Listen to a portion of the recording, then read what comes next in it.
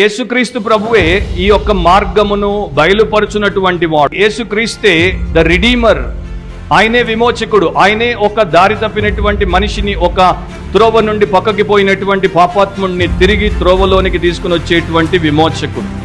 ఇంకో రకంగా చెప్పాలంటే దేవుడి నుండి తప్పిపోయినటువంటి ప్రతి మానవుడు, మతము, కులము, జాతి, వర్గము, వర్ణము అనేటువంటి వ్యత్యాసము లేకుండా మనుషులందరూ పాపము చేశారు. మనుషులందరూ దేవుడి నుండి దారి తప్పి దూరముగా పోయారు. అలాంటి వారందరినీ తిరిగి దేవుడి దగ్గరికి తీసుకురావాలంటే దానికి యేసే మార్గము.